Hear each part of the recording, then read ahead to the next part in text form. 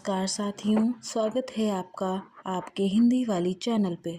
तो चलिए शुरू करते हैं आज का दैनिक जागरण संपादकीय।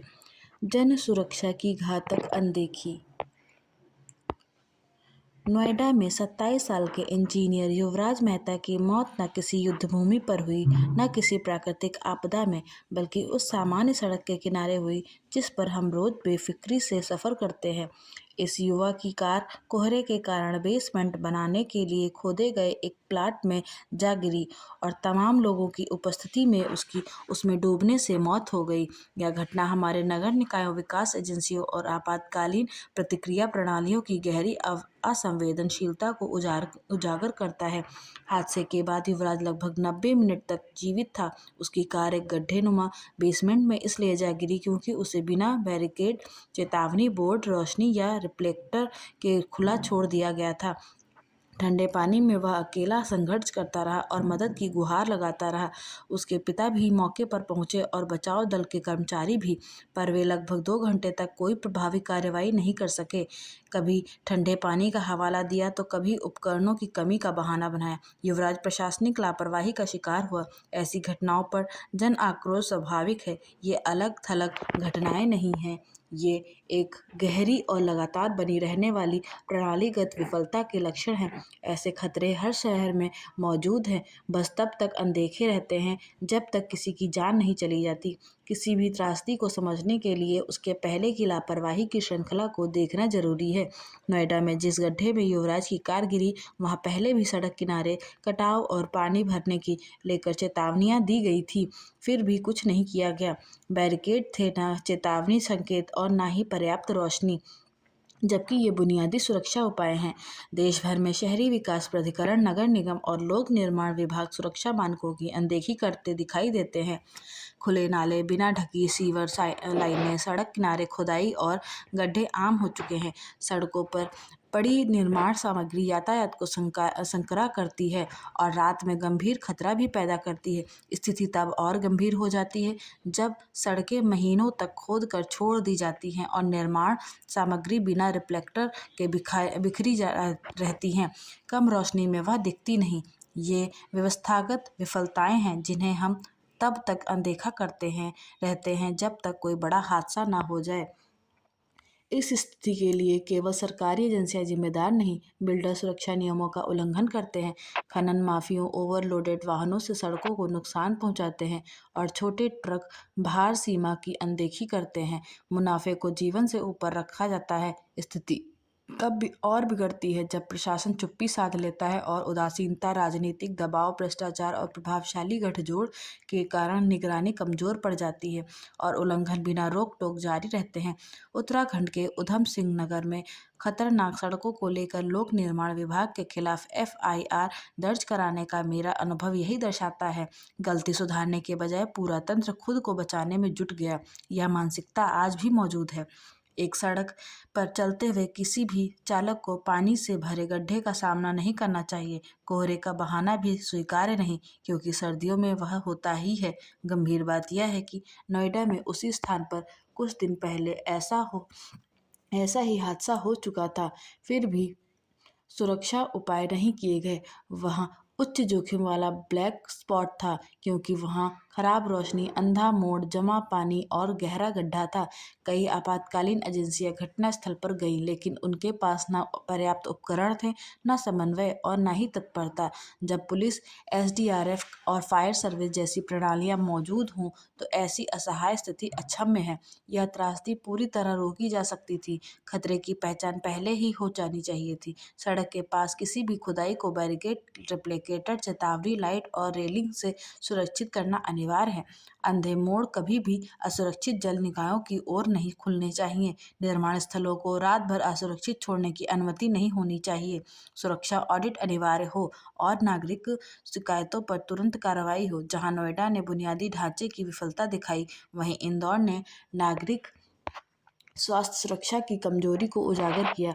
बदबूदार पानी की शिकायतों के बावजूद कार्रवाई नहीं हुई और दूषित पानी से कई लोग मर गए। यह उस शहर में हुआ जिसे स्वच्छता के लिए सराहा जाता है। दिखावटी उपलब्धियां वास्तविक सार्वजनिक स्वास्थ्य सतर्कता का विकल्प नहीं हो सकती। हम प्रायः टूटी सड़कों, रिश्ती पाइपलाइनों और असुरक्षित निर्माण को सामान्य मान लेते हैं। शासन निवारक होने के बजाय प्रतिक्रियात्मक बन जाता है। त्रासदी के बाद जवाबदेही थोड़ी देर दिखती है और फिर गायब हो जाती है। जन सुरक्षा से समझौता नहीं किया जा सकता।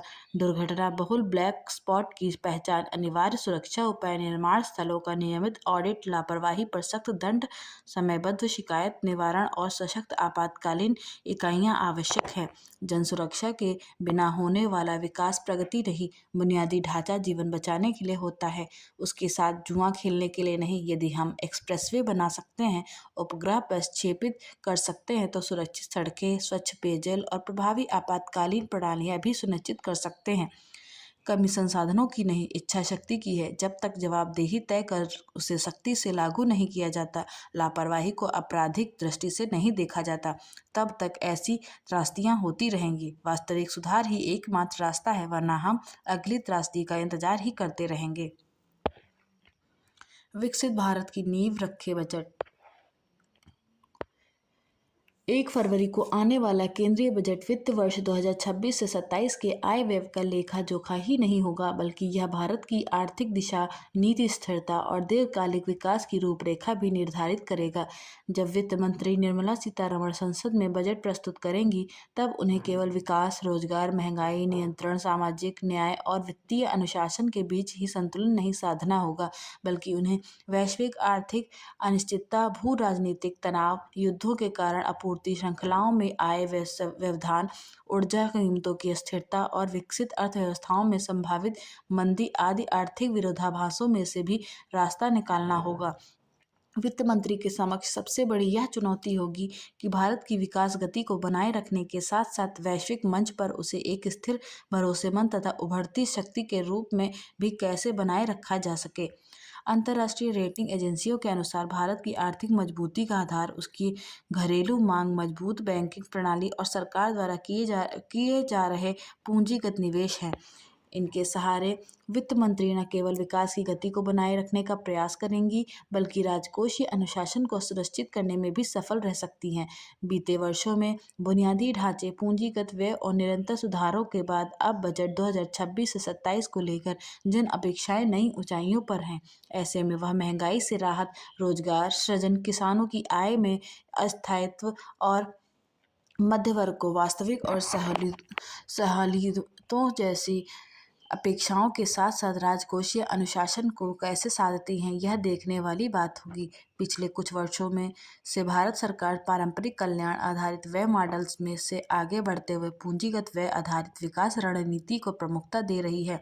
हाल के बजटों में बुनियादी ढांचे के लिए रिकॉर्ड स्तर पर पूंजीगत व्यय के प्रावधानों को देखते हुए यह अनुमान लगाया जा सकता है कि इस बजट में भी इस मॉडल को और मजबूती दी जाएगी। साथ ही राजकोषीय घाटे को लगभग 4.2 से 4.3% के दायरे में लाने का प्रयास किया जा सकता है।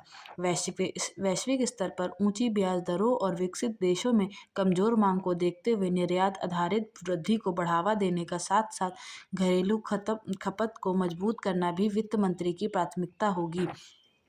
इसके लिए आवश्यक है कि सरकार आयकर स्लैब, मानक कटौती और अप्रत्यक्ष करों के बोझ में संतुलन स्थापित कर मध्य वर्ग की क्रय शक्ति को पुनः सशक्त करे, जिससे आर्थिक चक्र को नई गति मिल सके। यद्यपि पिछले बजटों में नई कर व्यवस्था को प्रोत्साहित किया गया था, फिर भी इसे और अधिक आकर्षक और व्यवहारिक बनाने की गुंजाइश बनी हुई है। ग्रामीण भारत की क्रय शक्ति को मजबूत करने के लिए विकसित भारत गारंटी फॉर रोजगार एंड आजीविका मिशन ग्रामीण जैसी योजनाओं पर बजट में विशेष ध्यान दिया जा सकता है। सरकार ग्रामीण आवास, सड़क, पेयजल और रोजगार गारंटी जैसी योजनाओं के माध्यम से ग्रामीण मांग को मजबूत करने का प्रयास भी कर सकती है। इन योजनाओं से न केवल स्थायी परिसंपत्तियों का निर्माण होगा, बल्कि ग्रामीण क्षेत्रों में आय और उपभोग बढ़ने से समग्र आर्थिक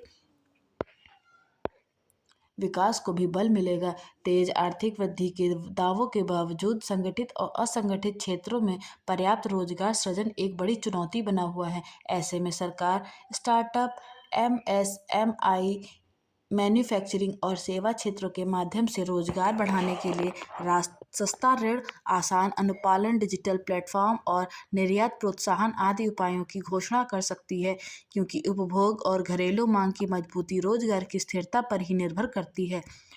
राष्ट्रीय शिक्षा नीति के लक्ष्यों को हासिल करने के लिए शिक्षक प्रशिक्षण, स्किल आधारित शिक्षा, व्यावसायिक पाठ्यक्रमों और डिजिटल संसाधनों पर अधिक निवेश आवश्यक है।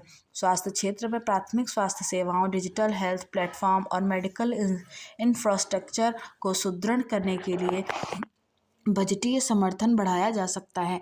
कृषि अवसंरचना, भंडारण क्षमता, कोल्ड स्टोरेज, फूड प्रोसेसिंग और कृषि निर्यात पर विशेष ध्यान देने से न केवल किसानों की आय बढ़ेगी, बल्कि ग्रामीण अर्थव्यवस्था में मांग भी सशक्त होगी। भारत को अपनी ऊर्जा सुरक्षा को मजबूत करने एवं वैश्विक मंच पर अपनी जलवायु प्रतिबद्धताओं को विश्वसनीय ढंग से प्रस्तुत करने के लिए ग्रीन एनर्जी, नवीकरणीय ऊर्जा परियोजनाओं और क्लाइमेट फाइनेंस में निवेश बढ़ाने पर भी विचार करना होगा। यदि बजट में केंद्र राज्य वित्तीय संतुलन को मजबूत करने, निजी निवेश को गति देने, महिला श्रम भागीदारी को बढ़ावा देने तथा डिजिटल अर्थव्यवस्था, एआई और साइबर सुरक्षा में निवेश आदि मोर्चों पर स्पष्ट प्राविधान सामने आते हैं तो वित्त वर्ष 2026 से 27 केवल तत्कालिक चुनौतियों का समाधान नहीं, बल्कि भारत की दीर्घकालिक विकास का सशक्त आधार भी बनेगा। ऐसा बजट न केवल वर्तमान आर्थिक चुनौतियों का उत्तर देगा, बल्कि भारत को दीर्घकालिक स्थिर और समावेशी विकास की दिशा में मजबूती से आगे बढ़ाने का आधार भी बनेगा।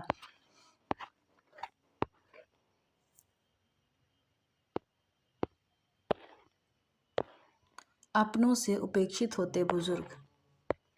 उच्चतम न्यायालय ने एक निर्णय दिया है कि यदि कोई रिश्तेदार वृद्धों से दान में संपत्ति लेने के बाद भी उनकी देखभाल नहीं करता है, तो वह उस संपत्ति पर से अपना अधिकार खो देगा। न्यायालय ने माता पिता और वरिष्ठ नागरिकों का भरण पोषण एवं कल्याण अधिनियम 2007 की धारा 23 को समझाते हुए कहा है कि वृद्धजनों द्वारा दी गई संपत्ति को उपहार न समझा जाए।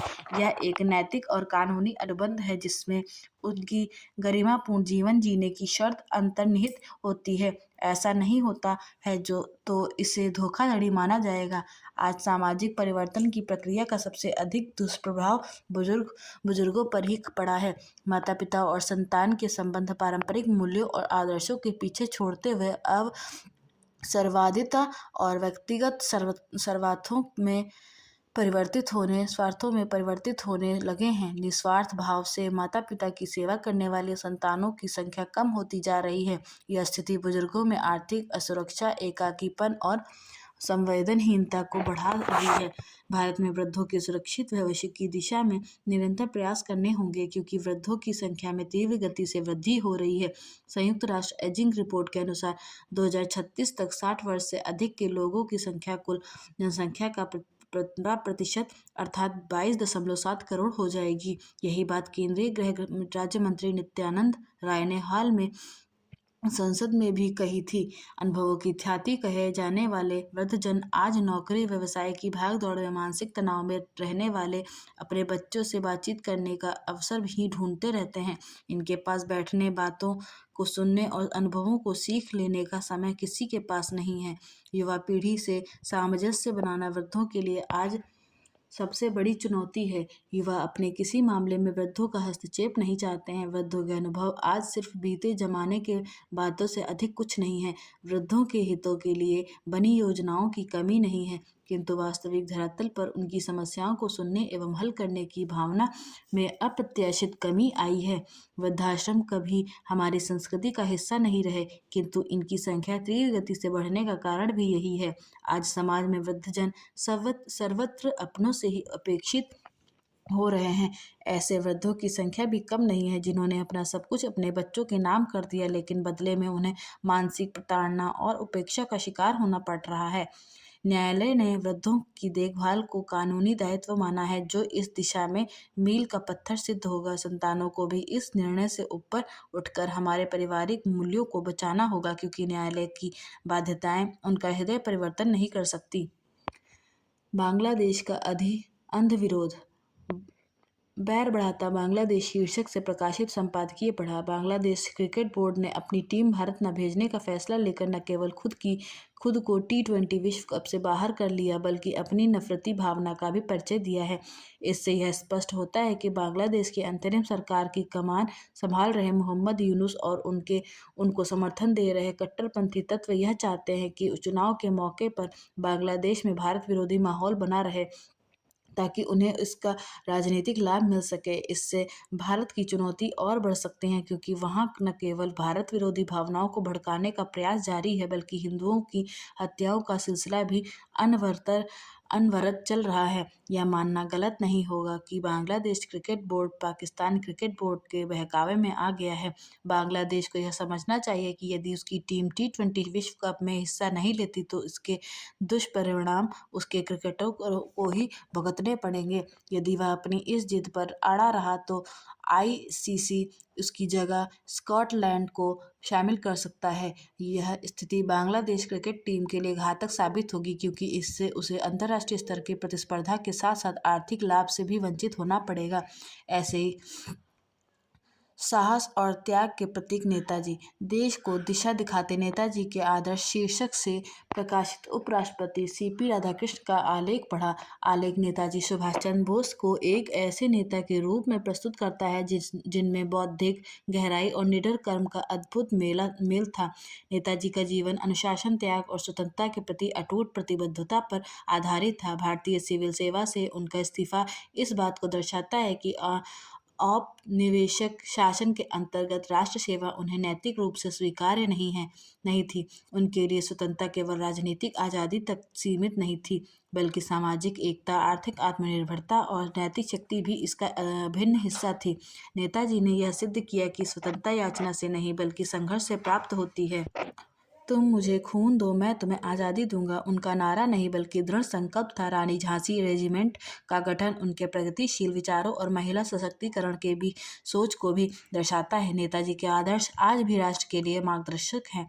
अपने ही पैरों पर कुल्हाड़ी मारता बांग्लादेश, क्रिकेट के वर्तमान वैश्विक परिदृश्य में भारत की केंद्रीय भूमिका को देखते हुए बांग्लादेश क्रिकेट बोर्ड का भारत में टूर्नामेंट नहीं खेलने का फैसला आत्मघाती प्रतीत होता है। जब कोई देश केवल राजनीतिक कारणों से भारत जैसी क्रिकेटिंग महाशक्ति के साथ खेलने से पीछे हटता है, तो वह न केवल अपने खिलाड़ियों को विश्वस्तरीय अनुभव से वंचित करता है, बल्कि अपनी अंतर्राष्ट्रीय साख को भी दांव पर लगा देता है। खेल भावना का मूल सिद्धांत प्रतिस्पर्धा और एकजुटता है, जिसे इस तरह के फैसलों से गहरा धक्का लगता है। आर्थिक दृष्टिकोण से भी देखा जाए तो भारतीय बाजार प्रायोजक और ब्रॉडकास्टर्स की पूरी दुनिया की क्रिकेट अर्थव्यवस्था को गति प्रदान करते हैं।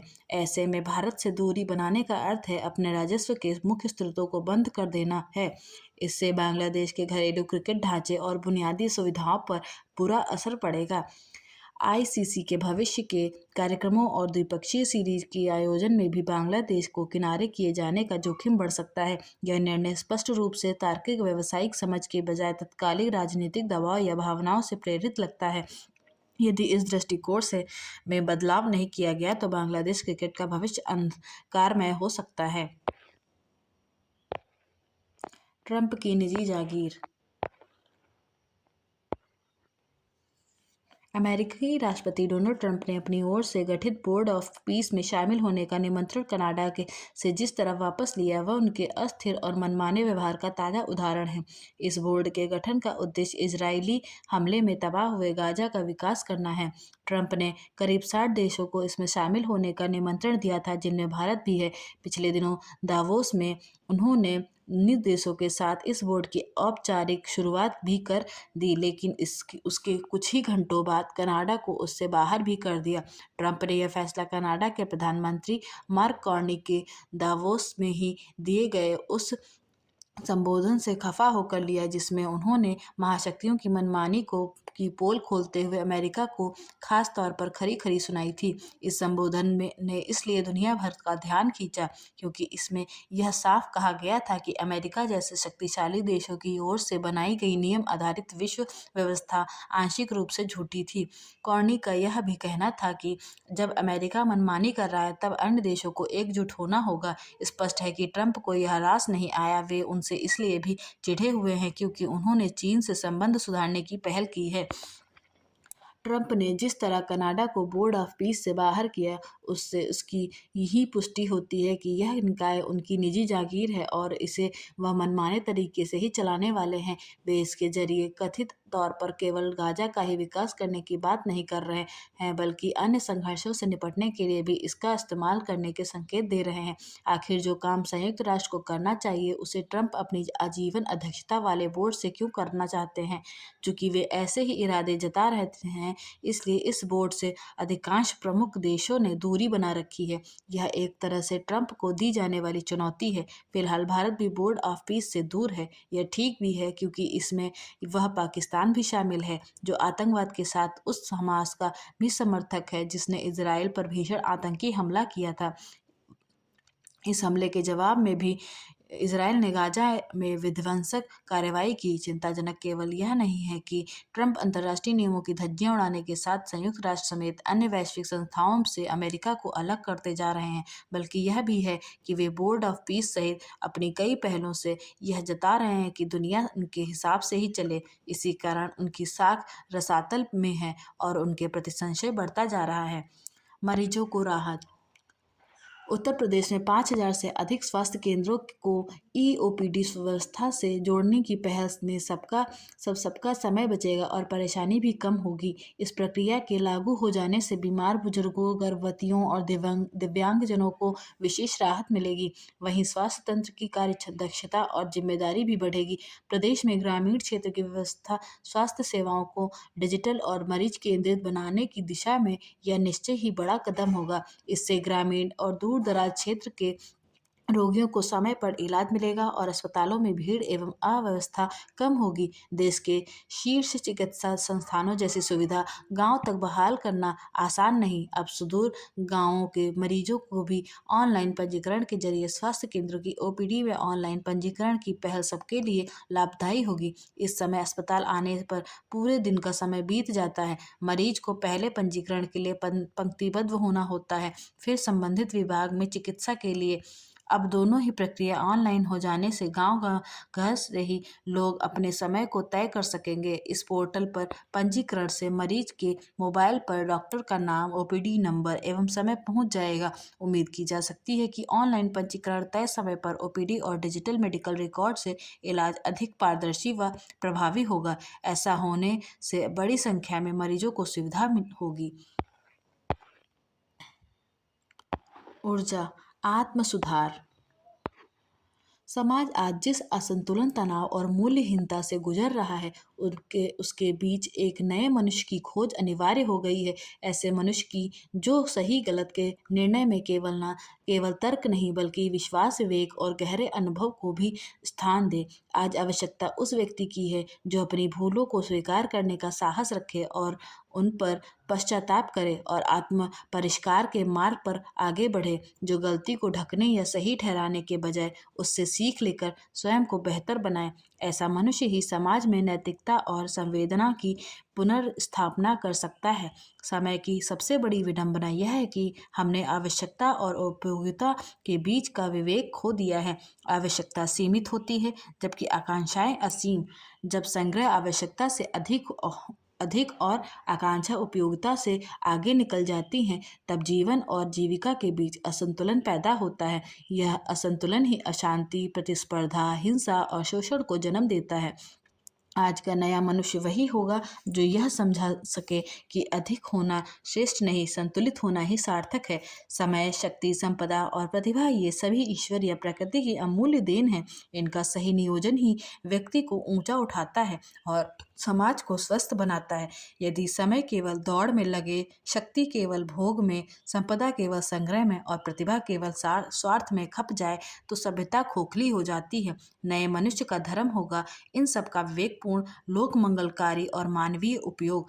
इस संदर्भ में भारतीय संस्कृति हमारे लिए दीप स्तंभ है, जो अनुशासन और आत्मानुशासन की सीख देता है। भारतीय दृष्टि में हर समस्या का समाधान तलवार से नहीं, संवाद से, हिंसा से नहीं, अहिंसा से, घृणा से नहीं, प्रेम से खोजा जाता है। आशा करती हूँ कि आपको यह वीडियो पसंद आई होगी। ऐसी वीडियो सुनने व पढ़ने के लिए हमारे चैनल को सब्सक्राइब करें। धन्यवाद।